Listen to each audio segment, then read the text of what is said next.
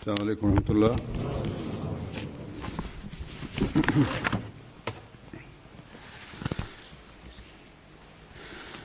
أشهد أن لا إله إلا الله وحده لا شريك له وأشهد أن محمدا عبده ورسوله أما بعد فأعوذ بالله من الشيطان الرجيم بسم الله الرحمن الرحيم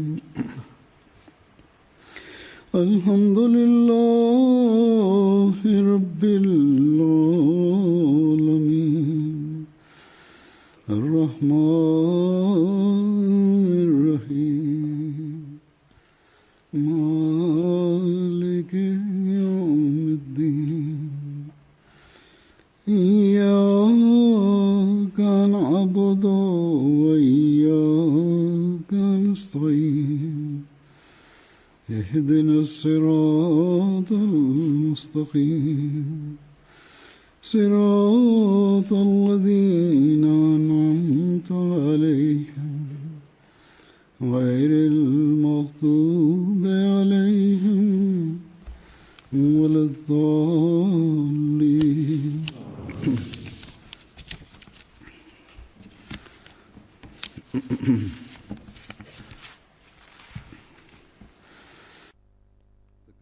Afërsisht para 11 vitesh kam qenë këtu. Sa shpejt kalon koha, nuk vrehet. Disa ishin fëmijë. Sot ata duhet jenë të rinj. Disa mund të jenë bërë baballar të fëmijëve. Fizikisht Zoti ju ka bekuar shumë pra këtë xhamat. Bashkë me këtë xhamin ju ka dhënë dhe një sallë tjetër, një bibliotekë, ju kanë shtuar këto gjëra. Po ashtu ngjitur me xhamin, shtëpinë që keni pasur ngjitur me xhamin, edhe ajo u zgjerua tashmë. Keni një shtëpi misioni, një shtëpi mysafirësh. Të gjitha këto janë bekimet e Zotit. Nëse janë shtuar, nëse është shtuar numri i antarëve të shtëpive tuaja, nëse është shtuar edhe pasuria juaj, dhe po ashtu edhe xhamatit i janë shtuar objekte, të gjitha këto padyshim janë bekimet e Zotit dhe këto na obligojnë që ne të jemi mirënjohës. E si do të jetë kjo mirënjohje, ky falënderim?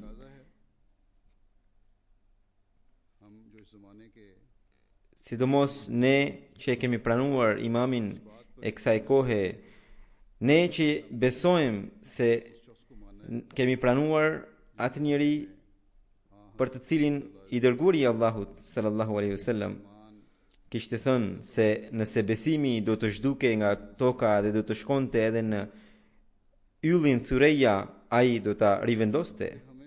Atëherë ne edhe mendimet tona duhet t'i bëjmë besimtare. Ne nuk duhet të mjaftohemi me falënderime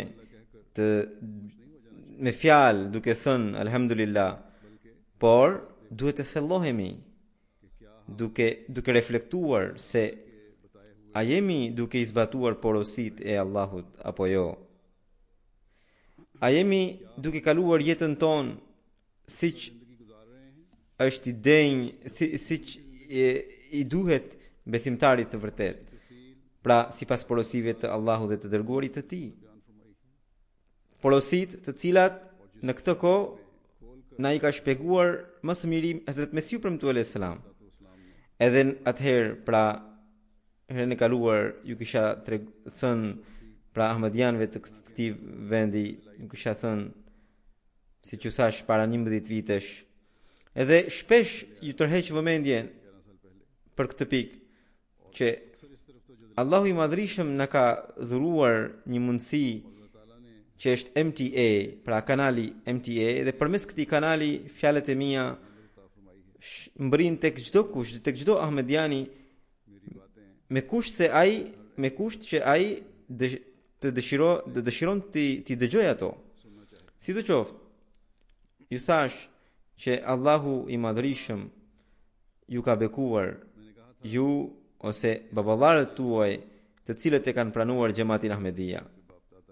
Ky është një bekim shumë i veçantë i Zotit. Dhe Allahu i Madhrishëm u ka bërë këtë bekim për shkak të ndonjë mirësie. Nëse doni ta vijoni bekimin e Zotit të Madhrishëm, atëherë është e nevojshme që ju duhet të vijoni edhe me mirësitë, edhe duhet të sillni përmirësimin në jetën tonë. Përndryshe, duhet të mbani mend që nëse ju do të ndaleni në mirësitë tuaja dhe do të jeni të shkujdesur ndaj çështjeve të besimit, atëherë ne në këtë rast do t'i largojmë edhe pasardhësit tanë nga besimi i vërtet, duke i privuar në këtë mënyrë nga bekimi i veçantë i Zotit të Madhrishëm, i cili është aq madhor sa që vetë i dërguari Allahu sallallahu alaihi wasallam kishte bërë profeci rreth atij bekimi, pra konkretisht rreth ardhjes së Mesiut të premtuar dhe rreth kohës së tij. Njerëzit që kanë pranuar xhamatin, pra baballarët tuaj që kanë pranuar xhamatin, fëmijët e tyre nëse nuk do të jenë në atë rrugë, në atë mirësi, atëherë fëmijët tuaj sigurisht që do të jenë larg këtij bekimi. Allahu i Madhrishëm patjetër që e bekon mirësinë, patjetër që e shpërblen. Por njëkohësisht ai kërkon që ju të vijoni mirësitë tuaja edhe ju t'i ndreqni vazhdimisht veprat tuaja në mënyrë që bekimi i Zotit të vijojë pa ndërprerje. Baballarët e atyre që e kanë pranuar xhamatin, ata e zbatuan besën e tyre, e mbajtën besën e tyre dhe u larguan nga kjo botë dhe u larguan me dëshirën që edhe pasardhësit e tyre ta mbajnë fjalën edhe ta ruajnë këtë besë, këtë premtim. Kështu që shumë prej jush që janë sot këtu duhet të mendojnë që a janë duke e zbatuar premtimin, duke e përmbushur premtimin, atë premtim të cilin e kishin bërë baballarët e tyre dhe dëshironin që edhe pasardhësit e tyre ta zbatonin atë. Pra, ju keni nevojë të mendoni që a jeni duke e zbatuar betimin, pra bejtin apo jo, ose jeni thjesht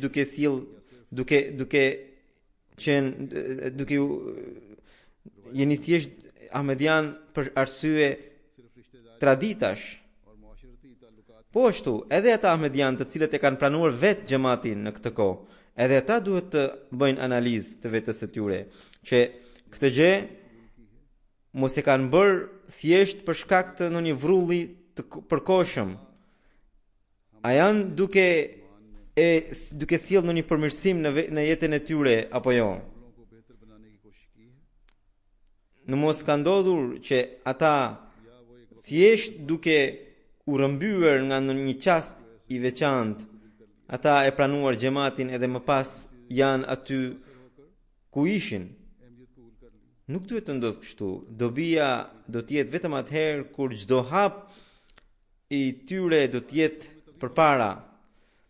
Këtu kanë ardhur njerëzit, pra që kanë ardhur këtu në vendet e zhvilluara, ata vazhdimisht duhet të shikojnë se jeta e mirë që ekziston këtu mos i ka larguar nga besimi, duke parë zhvillimin e Evropës, ata mos e kanë harruar besimin me bekimin e Zotit. Këtu kemi edhe antarë të xhamatit nga Kosova, të cilët ose edhe ata që kanë ardhur nga vendet e Evropës lindore dhe që e kanë pranuar imamin e kohës, edhe ata duhet të dinë që Zoti i Madhërisëm i ka bekuar shumë. Kështu që këtu kemi Ahmadian të zonave të ndryshme. Kështu që këtu kanë ardhur, këtu kemi njerëz të shtresave të ndryshme, qofshin ata Ahmedian të cilët janë të lindur këtu, ose ata që kanë ardhur më vonë, ose ata që kanë pranuar xhamatin më vonë. Të gjithë këta duhet të bëjnë analizë të tyre dhe ata duhet të aplikojnë mësimet e Islamit të vërtet dhe të përpiqen të përmbushin bejtin e shërbëtorit të vërtet të profetit Muhammed sallallahu alaihi wasallam. Qofshin Ahmedian të vjetër, qofshin të rinj, qofshin burra apo gru apo gra, të gjithë kanë nevojë të bëjnë këtë analizë, që a janë duke përmbushur detyrimet e bejtit apo jo, ose a janë duke u përpjekur për këtë gjë apo jo.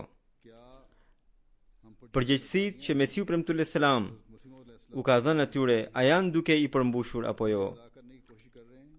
A janë duke sjell gjendjen e tyre sipas pritshmërive të Mesiut premtuar selam apo jo? A jemi duke edukuar fëmijët tanë në mënyrë që ata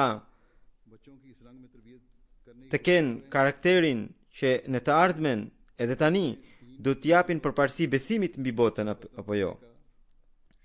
Veprat tona a janë apo jo në përputhje me mësimet e Islamit për fëmijët tanë apo jo? Namazet tona, adhurimet tona dhe çdo vepër e jona a është në përputhje me mësimet e Allahut dhe të dërguarit të tij apo jo? Të gjitha këto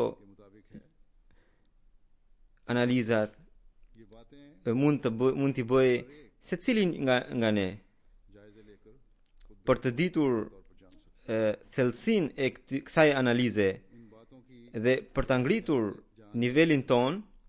Ne kemi udhërfimin e Mesiut të premtuar alayhi salatu wassalam.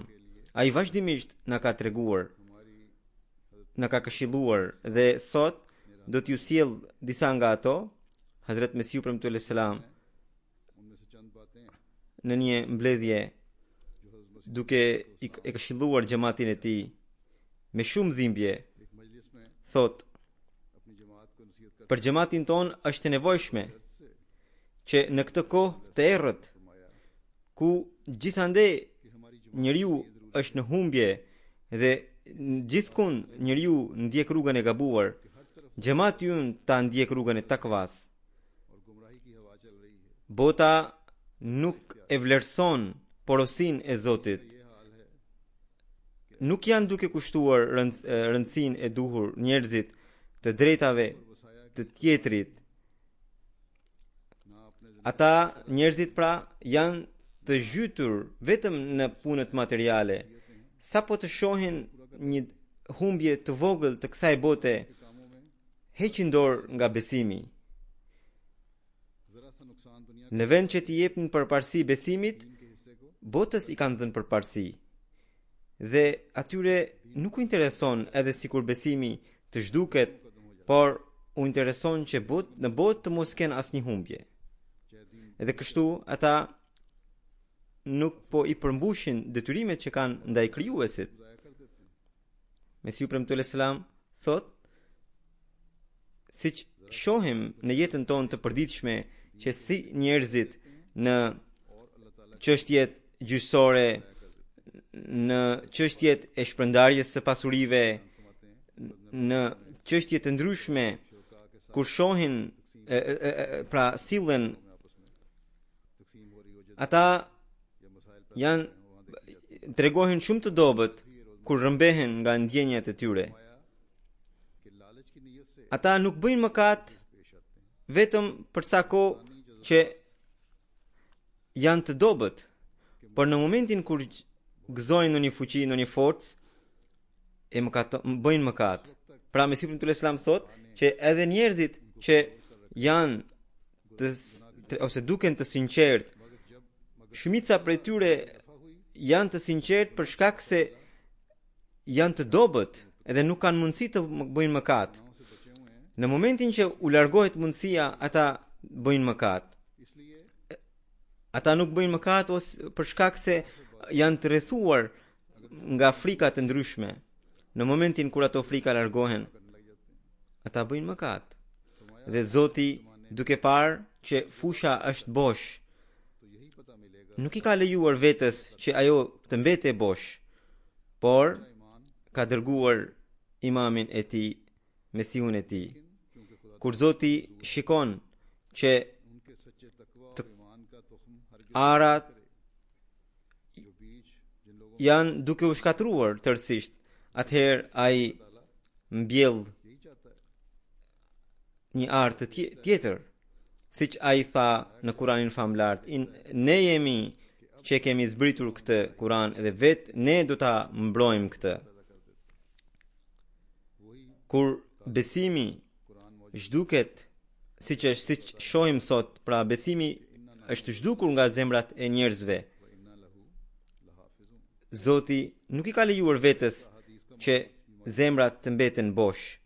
Mesihut të Islam thot që mua më ka dërguar Zoti i Madhërisht pikërisht për këtë qëllim, që kur Zoti pa që fushën bosh, atributi i tij i të qenit Zot nuk i lejoi vetes që ajo fushë të mbete bosh. Dhe nga dëmshuria ndaj krijesave, ndaj njerëzve, ai nuk deshi që kjo fushë të mbete bosh. Mesihu të Islam tha që Zoti tani ka vendosur që të krijojë një popull tjetër, një popull të njerëzve të gjallë. Edhe për këtë qëllim ai më ka dërguar mua. Për këtë arsye, ne vazhdimisht i themi xhamatit ton që antarët e xhamatit të përvetsojnë takvan, druajtjen ndaj Zotit. Pra, nëse ne do të bëjmë një kontroll, një analizë, këto fjalë të Mesihut premtuar selam kuptojmë që nuk janë të kohës së tij vetëm, nuk ishin vetëm të kohës së tij, por aplikohen edhe për kohën e sotme. Madje ne duhet të shikojmë se sa kemi ndër ne të cilët i zbatojnë porositë e Allahut. I lëm të tjerët të shikojmë vetë ne të cilët pretendojmë që jemi antar të xhamatit të Mesihut premtuar selam. Allahu i Madhërisht thot që unë kam krijuar gjindet dhe njerëzit vetëm të më adhurojnë mua. A jemi ndër ata të cilët sakrifikojmë punët e kësaj bote mbi adhurimet tona apo jo? Apo jemi të kundërt? Mos vallë i sakrifikojmë adhurimet tona mbi punët e kësaj bote?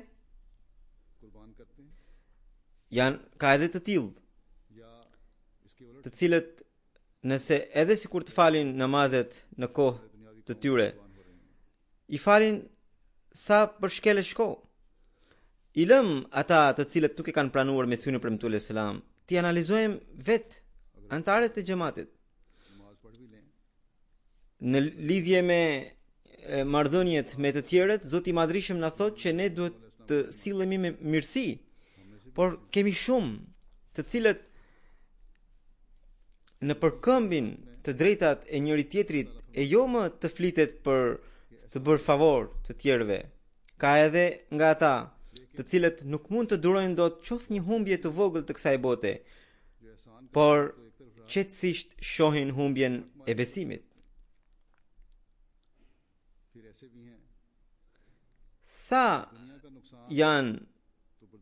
Sa shumë janë nga ne, të cilët nuk i kushtojnë rëndësi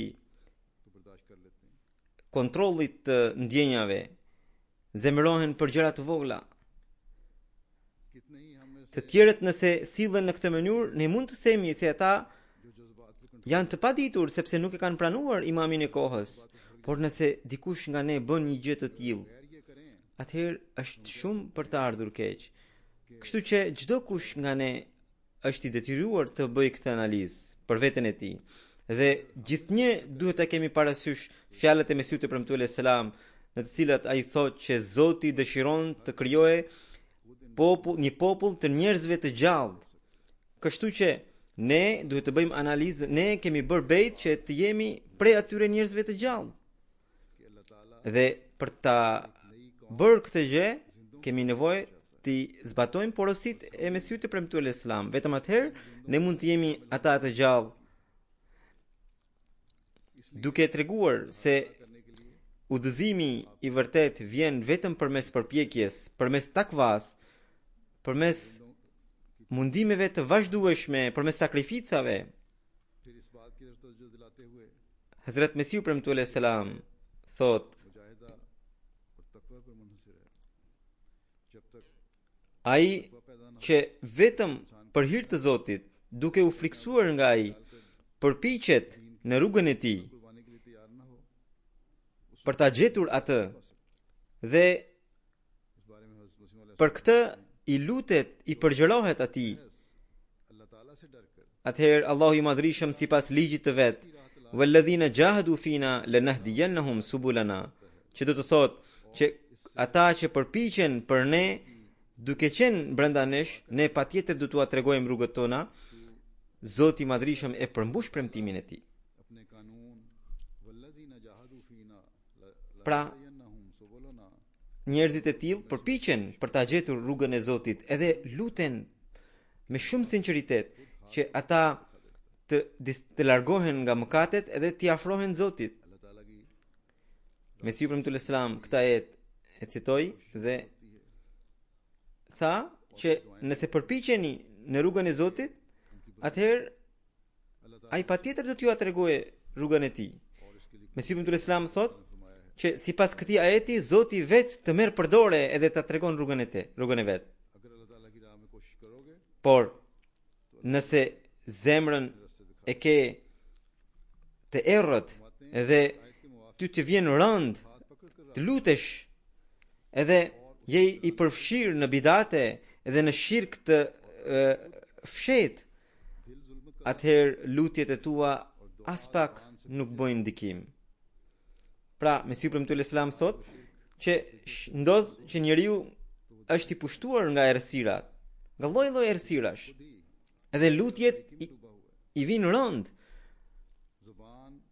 nuk angazhohet të bëjë lutje, dhe në dukje ai thot alhamdulillah jemi musliman, alhamdulillah pranoj se Zoti është një dhe nuk duhet adhuruar askush tjetër përveç Zotit, por për brenda është i përfshirë në lloj-lloj shirkësh, në lloj-lloj bidatesh, risish.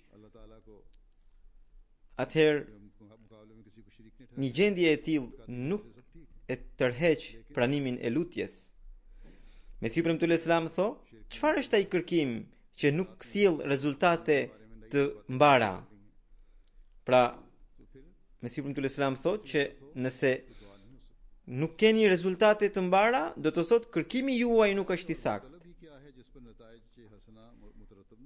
Lutja juaj në këtë rast nuk do të jetë nga zemra. Kërkimi juaj në këtë rast nuk është në drejtim të Zotit, sepse nuk po i gjeni rezultatet. Pra, kjo është një fjalë shumë e qartë që nëse nuk ka rezultate, do të thotë që ne kemi dobësi. Lutjet tona janë të dobta. Ne nuk dim si duhet t'i bëjmë lutjet. Ne nuk jemi kërkimtar në rrugën e Zotit. Mesihu ibn Islam thot që derisa njeriu nuk heq dorë nga të gjitha rrugët e ndaluara dhe derisa nuk i mbyll të gjitha dyert edhe të dorëzohet vetëm tek dera e Zotit, deri atëherë ai nuk e tërheq dot ndihmën dhe mbështetjen e tij. Por në momentin kur ai i mbyll të gjitha dyert dhe hap vetëm derën e Zotit edhe përgjërohet tek ai, atëherë ai tërheq ndihmën dhe mëshirën e Zotit. Pra, kur njeriu krijon këtë gjendje, atëherë ai tërheq ndihmën dhe mbështetjen e Zotit dhe tërheq bekimet e Zotit të Madhërisëm. Mesihu ibn Islam tha që Zoti nga qielli vështron në qoshet e zemrës së njeriut. Mos kujtoni se Zoti mbetet i pavëmendshëm, por ai vështron në përqoshet e zemrës së njeriut. Nëse qoftë në ndonjë qoshe të vetme gjendet në një errësirë apo në një lloj shirku, atëherë ai i përplas adhurimet edhe lutjet e tij mbi suratin e tij, mbi suratin e atij njeriu. Pra, këto ishin fjalët e Mesihut ibn Islam. Kjo tregon që ne nuk duhet të kemi asnjë lloj shirku në zemrën tonë, asnjë lloj interesi, asnjë lloj keqqëllimi në zemrën tonë përpara se të bëjmë lutjen. Nëse do të jemi të tillë larg qoftë, atëherë lutjet tona nuk janë lutjet. Mesihu ibn Islam tha që Zoti u përplas adhurimet suretërve të këtyre njerëzve. Dhe ai kur shikon që zemra e atij njeriu është e pastër nga çdo lloj shirku, ai e mbulon nën mëshirën e tij dhe vetë bëhet kujdestar i rritjes së tij dhe i edukimit të tij. Pra, kur njeriu bëhet i pastër për hir të Zotit, atëherë Zoti vetë bëhet kujdestar i atij njeriu. Prandaj një ahmedian i vërtet duhet të analizojë zemrën e tij, duhet ta pastrojë atë nga çdo lloj shirku, nga çdo lloj rrisie. Ata që thonë se ne kemi bërë shumë lutje, kemi bërë lutje shumë të gjata, por nuk janë pranuar, ata le të kontrollojnë zemrat e tyre, të shikojnë se mos vallë ato janë të përfshira në ndonjë shirk të fshehtë, mos janë të përfshira në bidate, mos po bëjnë veprime të cilat Zoti ka ndaluar. Në një vend duke sqaruar se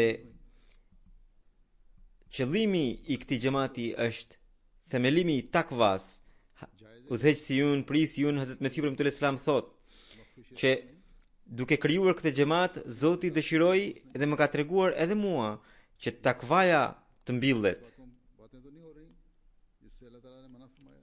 Pra, qëllimi i këtij xhamati është takva, druajtja ndaj Zotit, frikë ndaj Zotit. Këtë gjë duhet ta kemi parasysh. Mesihu ibn Islam thot që ka njerëz të cilët janë të përfshirë në parturpsi të hapta, por ka të tillë të cilët ka nga ata të cilët mbajnë me vete paturpsi të fshehta, por ata nuk dinë se nëse do të bie qoftë një pikë helmi në një ushqim të shijshëm, i gjithë ushqimi bëhet helm. Pra, duhet të dimë që kemi nga ata të cilët bëjnë vepra të mira, por janë të përfshirë edhe në disa vese të këqija. Ata duhet të dinë që të këqijat e tyre të vogla po i hajnë të mirat e tyre, sepse qoftë një pikë helmi e helmon gjithë ushqimin. Dhe Mesihu ibn Islam vijon që pra ka njerëz të cilët janë të përfshirë në sëmundjet e dukjes që janë shumë të imta, ndërsa Zoti dëshiron që tani t'i tregojë botës shembullin e takvas, shembullin e jetës me takva. Ai dëshiron të krijojë një xhamat të pastër e të dëlirë. Ne kemi përgjegjësi t'ia tregojmë botës modelin e takvas. Gjendja jon është e tillë që ne të bëhemi model e jetës me takva, që të tjerët të mësojnë nga ne. Këtë gjë ne mund të bëjmë, mund të analizojmë duke parë gjendjen tonë, duke treguar që se si ai dëshiron ta shikonte xhamatin e tij. Hazrat Mesiu premtuar selam thot që këtë xhamat Zoti vet e ka themeluar me dorën e tij. Po prapse prap ne shohim shumë njerëz hynë në këtë xhamat me qëllimet e tyre. Pra, Mesiu premtuar selam thot që edhe pse ky xhamat është krijuar vetë nga dora e Zotit, që njerëzit të fitojnë takvan, që njerëzit të ndryshojnë veten e tyre, por Mesiu premtuar selam thot se prap vinë edhe njerëz në xhamatin ton, të cilët vinë me qëllimet e tyre. Kanë qëllimet e tyre. Nuk kanë qëllim që ta ndryshojnë veten e tyre, që të krijojnë dëlirësi. Hazuri Mesiu premtuar selam, kur derisa u përmbushen qëllimet, ata mbeten për ndryshe çfarë besimi dhe çfarë bindje. Por kur shohim jetën e sahabëve në krahasim me këtë, kur shohim jetën e sahabëve, ne nuk shohim asnjërin nga ata të cilët të mund të ketë hyrë me qëllim në xhamatin e besimtarëve. Mesiu premtuar selam thot, bejti ynë në këtë kohë është bejti i pendesës, mas shumti. Pra, bejti që ne beslidhje, që ne të ndryshojmë veten tonë dhe të mos bëjmë mëkate. Por si ka qenë bejti i sahabëve të profetit Muhammed sallallahu alaihi wasallam. Bejti i tyre ka qenë ta paraqesin kokën e tyre, sepse ajo ishte kohë e xhihadit me armë.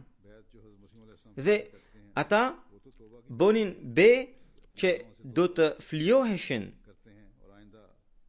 në një vend, bonin be dhe në anën tjetër sakrifikonin të gjitha pasuritë e tyre, nderin e tyre, jetën e tyre.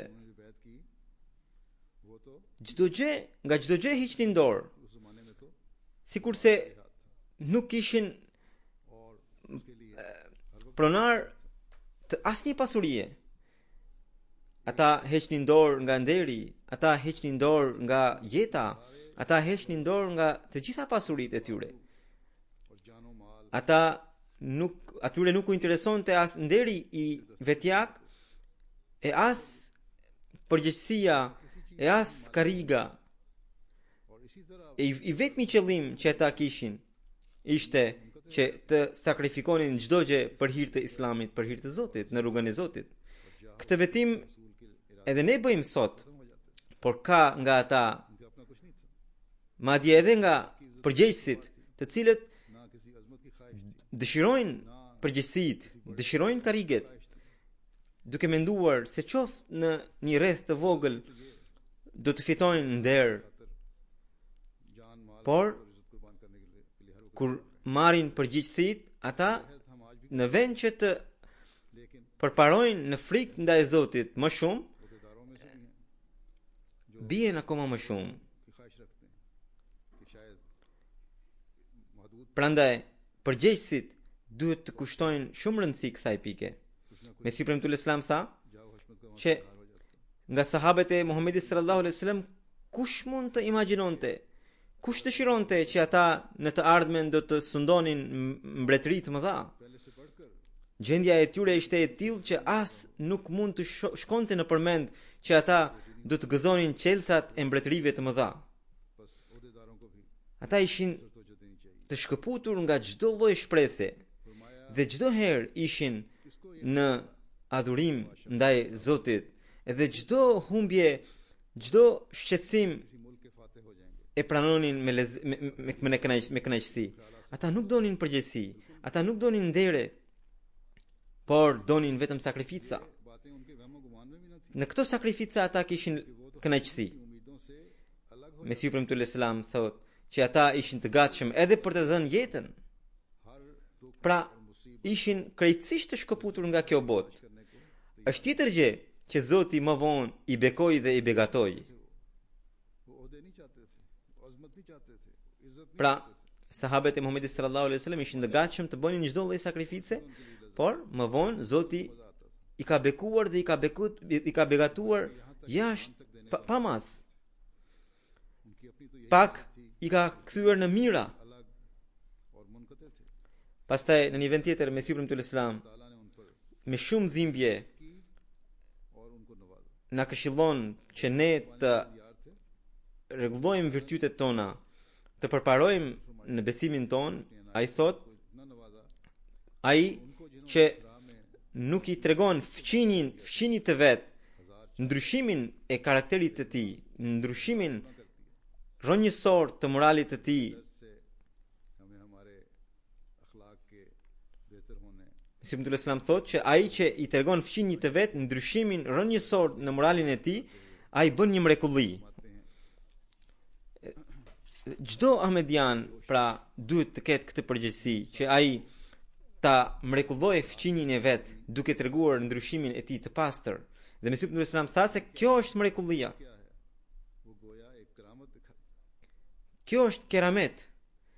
Sepse njerëzit kur do të shohin një ndryshim të tillë habiten. Një gjë e tillë patjetër e befason fqinjin. Edhe nga këto morale virtyte të larta, fqinji interesohet.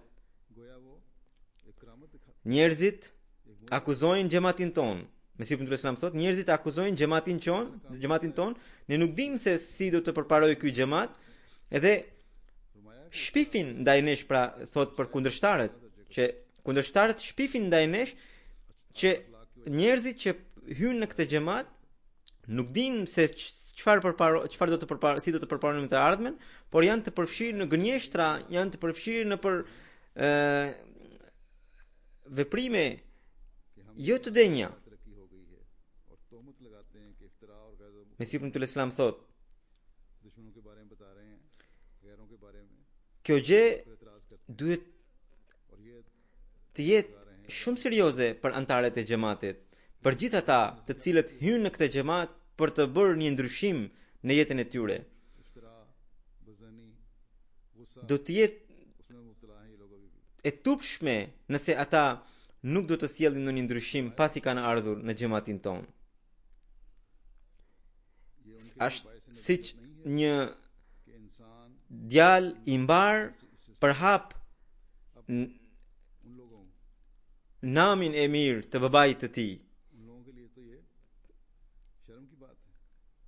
Siç një djalë i dëgjueshëm, i bindur, e bën të atin të shquhet për rreth në shoqërinë, në të njëjtën mënyrë, edhe ai që hyn në këtë xhamat duke bërë bejt, vjen si një djalë shpirtëror i atij të cilit i bën bejt.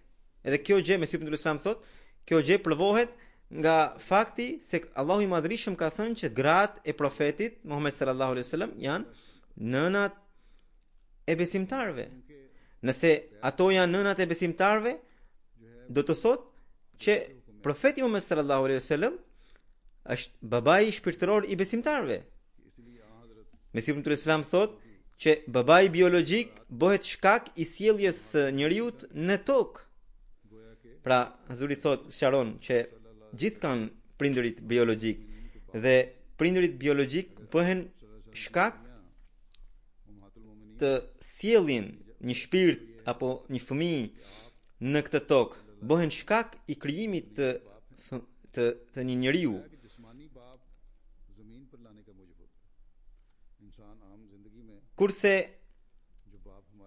Kurse babai shpirtëror e çon atë njeri nga toka në qiell. Pra, babai biologjik nëse e sjell njeriu në tokë, babai shpirtëror e merr nga toka dhe e çon në qiell, në lartësitë qiellore. Duke e edukuar, duke i sjell ndryshime të pastra dhe duke e udhëzuar drejt Zotit.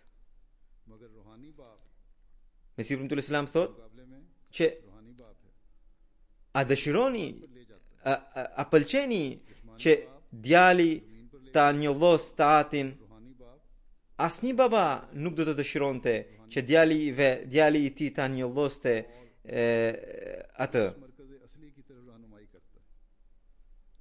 Prandaj edhe ju duhet të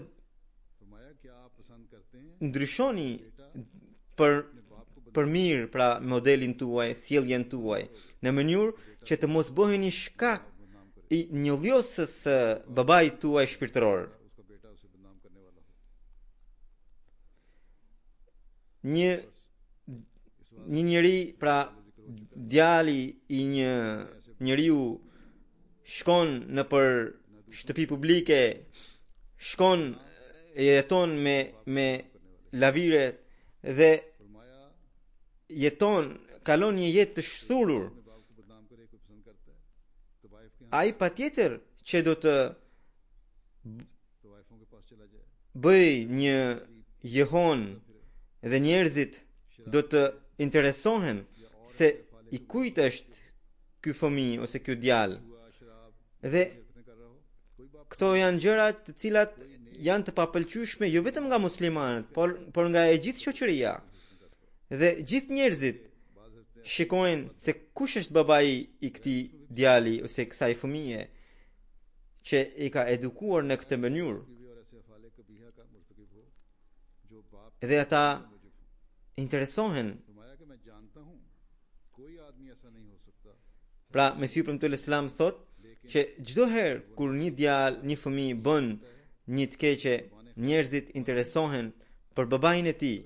Në të njëjtën mënyrë, kur dikush hyn në këtë xhamat dhe nuk e merr parasysh rëndësinë dhe madhështinë e këtij xhamati dhe e njollos emrin e babait të këtij xhamati, ai është përgjegjës para Zotit, sepse ai në këtë mënyrë nuk e shkatron vetëm vetveten, por i pengon edhe të tjerët që të hynë në këtë xhamat. Pra, Mesiu premtues Islam këtu e sqaron atë që nisi në fillim, që thot sa të keni mundësi, përpiquni dhe kërkojini ndihmë Zotit të Madhërisëm. Përpiquni me të gjitha mundësitë tuaja ti largoni dobësitë tuaja, aty ku do të jeni të paaft, me sinqeritet të plot shtrini duart para Zotit tuaj. Sepse duart që shtrohen me sinqeritet të plot nuk kthehen bosh. Bëni të gjitha përpjekjet. Edhe nëse nuk shikoni rezultatin, mos mendoni se aty përfundon puna juaj, por shtoni lutjet edhe duart tuaja të jenë të sinqerta kur ngrini për lutjet. Duke analizuar zemrën tonë, atëherë do të shikoni se duart tuaja nuk kthehen bosh. Kur do të keni nxitje të sinqertë në zemrën tuaj, kur do të bëni përpjekje të vërtetë, edhe kur do të bëni lutje të sinqertë, lutja juaj nuk kthehet bosh. Ne, Mesiu premtues Islam thotë se ne e themi nga përvoja që mira lutjet më janë pranuar.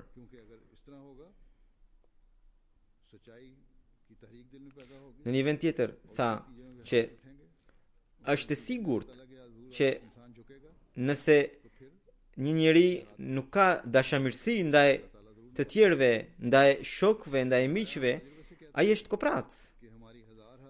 Kështu që nëse unë shoh një rrugë e cila është e mbar, atëherë e kam për detyrë që të bërtas me të madhe edhe të them njerëzve që të vinë e ta shohin këtë mbarsi të kësaj rruge.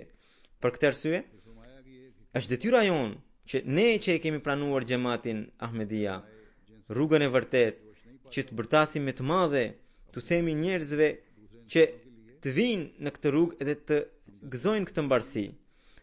Mesiu premtues Islam tha që nuk duhet të interesohemi se ata do të na dëgjojnë apo jo.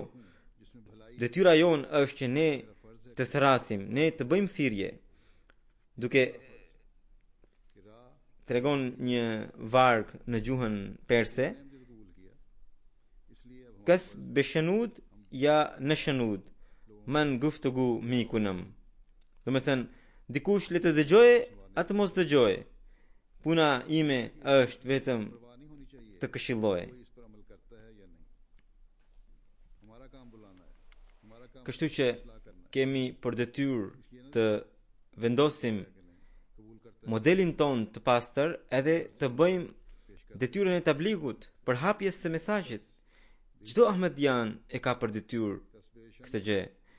Në fund do të vijë një ditë kur njerëzit do ta dëgjojnë, या नश या siç Mesiu premtues Islam tha, मैं कुनम që कोई सुने या ना सुने मैं तो कहता ही रहूंगा nëse dikush edhe sikur nuk dëgjon, puna jon, detyra jon është që ne të çojmë mesazhin. Por bashkë me këtë, अपने नेक नमूने कायम करके duke u lidhur फिर तबलीग का हक me duke ju referuar xhamatit të Mesiut të premtues Islam, kemi për detyrë të tregojmë modelin ton të lartë, ta ngrejmë standardin ton. एक वक्त आएगा Pastaj duke na këshilluar që ne ta përmirësojmë gjendjen ton morale, Mesiu premtues Islam thot që Zoti më ka dërguar shpallje që illa alladhina alau aba istikbar. Në fakt kjo është një shpallje së cilës i paraprin një shpallje tjetër në gjuhën arabe, e cila thot që kushdo që hyn në shtëpinë tënde shpirtërore do të jetë e mbrojtur. Edhe bashkë me këtë shpallje vjen kjo që ju lexova, edhe e cila do të thot që ata përveç atyre që इस्तिकबार ताउन के nuk binden plotësisht इल्हाम है dhe पहले भी अरबी के अल्फाज हैं mburren. ये हैं कि जो भी तेरे घर के अंदर Tani ata që nuk binden plotësisht do të thotë se kjo pjesë bën fjalë për मगर साथ antarët e këtij xhamati, sepse për ta do të lindte kjo pyetje. Dhe Mesiu premtues Islam tha, kjo pjesë është shumë kërcënuese dhe shumë frikësuese. यानी वो लोग Dhe tha që në njërin anë Zoti më ka dhënë lajmin e gëzueshëm që kushdo që do të hyjë në këtë shtëpi shpirtërore do të jetë i mbrojtur nga Zoti i Madhërisëm. Por nga ana tjetër është edhe ky alarm वही होंगे जिन्होंने माना है आप që ata që nuk do të jenë të bindur वो भी इससे मुराद है nuk do të hyjnë në premtimin e Zotit. Dhe për këtë arsye Mesiu premtues Islam thotë që prandaj është e nevojshme që vazhdimisht të lexoni Kur'anin famlar, të studioni Kur'anin famlar edhe librin Arka e Nuhut. Dhe sipas asaj të analizoni që cila është gjendja juaj. Nuk dihet se si do të vinë ditët, por ju duhet të dini se ju keni marrë mallkimet e njerëzve duke hyrë në këtë xhamat. Nëse në këtë gjendje edhe para Zotit do të jeni të papastër, atëherë imagjinojeni se çfarë gjëme ju pret. और उसके मुवाफिक अमल करो किसी को क्या मालूम Pra, कि क्या होने वाला है kundërshtarët tanë kundërshtojnë kaq shumë sa që na mallkojnë. Dhe ahmedianët që vinë nga Pakistani në këto vende vinë për arsye se pse ata nuk jetojnë dot atje. Nëse kjo është situata, atëherë sa shumë është e nevojshme që ne të jemi të pastër para Zotit në mënyrë që të tërheqim mëshirën e Tij. बारों वाले किस कदर शोर मचा Mesiu premtues Islam tha që analizoni besimin dhe veprat tuaja, që a jeni aq të pastër sa që zemra juaj të bëhet arshi i Zotit, froni i Zotit, që ju të hyni në mëshirën e Tij, në mbrojtjen e Tij. तो याद रखें Kjo është कि खुदा ताला के detyra e ahmedianëve, edhe atyre ahmedianëve të cilët janë të vjetër, por edhe atyre që kanë pranuar xhamatin tani. तब्दीली करें Duke pranuar Mesiun e premtues Islam, derisa ne nuk bëjmë përmirësimin e veprave tona, और अमाल का deri atëherë ne nuk mund të përfitojmë dot nga bekimet e Zotit që janë të destinuara me ardhjen e Mesiut të premtuar alayhis salam. और तुम उसकी हिफाजत Duke treguar se बस ये जायजा लेने की जरूरत है Mesiu të premtuar Islam thotë që besimi është një lloj fare dhe kur bashkë me besimin njeriu heq dorë nga gjërat e kota, नहीं करेंगे ai fara e besimit Faiz नहीं पा सकते mugullin nxjerr की बैत में आने से मिलता gjethe të njoma. और ना ही हम खुदा ताला की फैज के साये में आ सकते हैं Pra, kur njeriu ईमान के लिए nga përullësia përparon dhe arrin të heqë dorë nga gjërat e kota, ai nxjerr लघु बातों के छोड़ने bimën e besimit me gjethe të njoma dhe kur përparon akoma më shumë edhe sakrifikon paratë e tij, pra jep zakatin, jep kontributet financiare, atëherë ajo bim और फिर ईमान rritet akoma më shumë dhe nxjerr degët e njoma. खुशबू पैदा हो जाए और लघु बातों को भी छोड़ Dhe në këtë gjendje bima e besimit forcohet pak, por jo shumë. और फिर Por फरमाया कि pastaj vjen një fazë tjetër kur besimtari jo vetëm që sakrifikon paratë e tij, por heq dorë edhe nga epshet e tij, i frenon epshet e tij. अल्लाह ताला की राह में खर्च Çdo herë kur i vijnë mendime të këqija, i frenon, पौधे को बढ़ाती हैं मजीद lufton me to की टहनियां निकलनी dhe për hir të Zotit जो उसको इस कदर मजबूत i nënshtron. Dhe jo इसी कदर मजबूत të rëmbehet nga në to. Atëherë këto फरमाया deg të njoma forcohen akoma më shumë dhe bima e besimit shndrohet në një pemë, इंसान के दिल में në një pemë शहवात पैदा होती dhe kjo pemë हैं ख्वाहिशात पैदा होती हैं do të ngrihet në trungun e vet atëherë kur ai ruan edhe amanetet e tij, betimet e tij, इंसान करता beslidhjet e tij, है और उनको दोबारा kur ai ना के ruan beslidhjet e tij, do të thotë çdo kush nga ne, të gjithë ata që janë pjesëtar të organizatës Khudamul Ahmadiyya apo Ansarullah apo Lajna, bëjnë betime që do t'i japin përparësi besimit mbi botën. Po ashtu edhe ata që hynë në xhamat duke bërë betin, दरख्त ईमान का अपने मजबूत artikulojnë këtë betim, pra që do t'i japin përparësi besimit mbi botën. पुर्दे मानते हैं Besimtarët e vërtet që janë në këtë fazë që Mesihu Premtull Islam na tregon, i ruajnë këto amanete, këto betime, sepse edhe betimi, edhe beslidhja është një amanet. Edhe besimtarët duhet ta ruajnë këtë besë. Dhe kur përgatitet kjo pemë e besimit, atëherë vjen koha e vjelës, koha e frutave dhe luleve. Dhe atëherë zbret një tjetër fuqi, një tjetër forcë prej Zotit të Madhërisëm.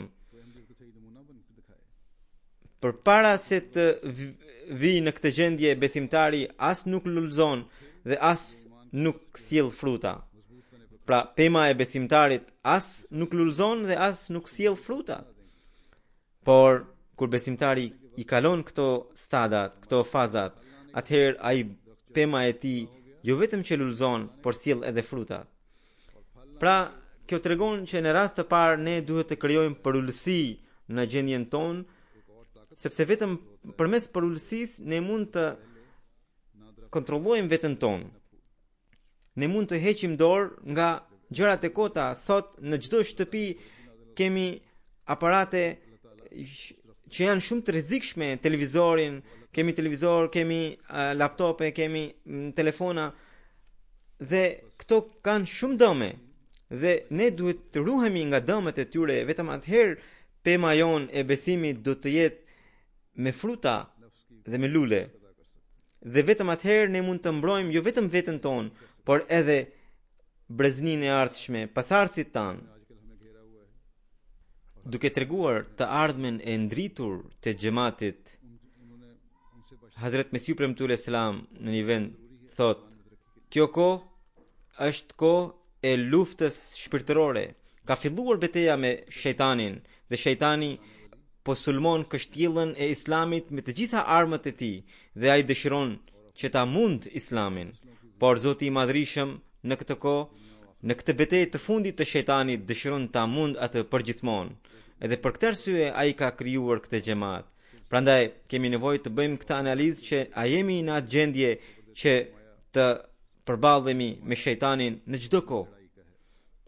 Mesihu Premtull Islam thot, i bekuar është ai që do ta njoh, që e njeh këtë kohë. को लेकर इस्लाम के किले पर हमलावर हो रहा Koha për të marrë shpërblim është shumë e shkurtër, por së shpejti do të vijë ajo kohë kur Zoti do ta है उसको हमेशा ndriçojë vërtetësinë e këtij xhamati aq shumë, më shumë se sa drita e diellit, dhe në atë kohë besimi nuk do të sjellë në një shpërblim, sepse kur do të jetë kaq e qartë vërtetësia, besimi do të jetë nuk do të sjellë shpërblim. Edhe Mesih ibn Islam thotë se ajo do të jetë koha që do të jetë kur dera e pendesës sikur do të mbyllet, sepse njerëzit e saj kohe nuk do të marrin atë shpërblim. Në këtë kohë që jemi ne, ai që e pranon këtë xhamat është njësoj sikur përballet me shejtanin. Ai herë përballet me bojkotim nga familja e tij, herë has pengesa në rrugën e tij financiare, herë shikon sharjet, dëgjon sharjet e të tjerëve. Të gjitha këto do të sjellin shpërblime nga Zoti i Madhërisëm. Por kur do të vi koha tjetër, ajo do të jetë e tillë sikur një ujë i furishëm bie nga një mal, nga lartësia, kur nuk do të ketë mohues. Atëherë besimi nuk do të sjellë në një shpërblim, sepse besimi vlerësohet në kohë vështirësish. Hazrat Abu Bekri radhiyallahu anhu, duke pranuar profetin Muhammed sallallahu alaihi wasallam në një kohë, u privua nga prisia në Mekë dhe u bë i gatshëm të pranojë çdo vështirësi. Hazrat Omeri radhiyallahu anhu duke u tregua i gatshëm për të marrë një çarçaf edhe për të lënë çdo gjë për hir të Zotit. Edhe gjendja e tij ishte si ai vargu në gjuhën perse, përkthimi i saj është që tani le të ndos çfarë të jetë shkruar. Ne me gjithë anjen ton kemi hyrë në det. Kështu ishte gjendja e Hazrat Omerit dhe Abu Bekrit. Dhe ata çfarë pan në jetën e tyre? Ata morën shpërblime shumë të mëdha që në këtë botë. Hazrat Mesih ibn Islam thotë që ai që bën një lëvizje të shkurtër për hir të Zotit nuk vdes derisa të marrë shpërblimin e asaj lëvizjeje. Kështu që detyra jonë është që ne vetë të bëjmë së pari hapin e parë, atëherë Zoti do të na shpërblej. Në një hadith Allahu i Madhërisëm, profeti sallallahu alajhi wasallam na tregon që robi kur bën një lëvizje të ngadalë drejt Zotit, Zoti vjen me vrap tek ai. Mesih ibn Islam thotë që besimi do të cilësohet atëherë kur ajo që besohet është akoma e padukshme. Një njeri që shikon hënën e natës së parë quhet larpams, ose edhe ai që shikon hënën e natës së dytë dhe të tretë quhet larpamës. Por një njeri që vërtet duke parë hënën e natës së 14, njerëzit atë e quajnë budalla. Kështu që besimi cilësohet atëherë kur është i padukshëm. Allahu në mundsof që ne të forcojmë besimet tona dhe të zbatojmë porositë e tij dhe të ndjekim rrugën e pëlqimit të tij. Allahu në mundsof që ne të përmbushim detyrën e bejtit dhe t'i tregojmë botës, me modelin ton t'i tregojmë botës vërtetësinë e Mesihut të premtuar alayhis salam. Allahu na mundsof që ne të falenderojmë siç duhet Zotin për mirësitë e tij. Allahu na mundsof ta realizojmë këtë detyrë.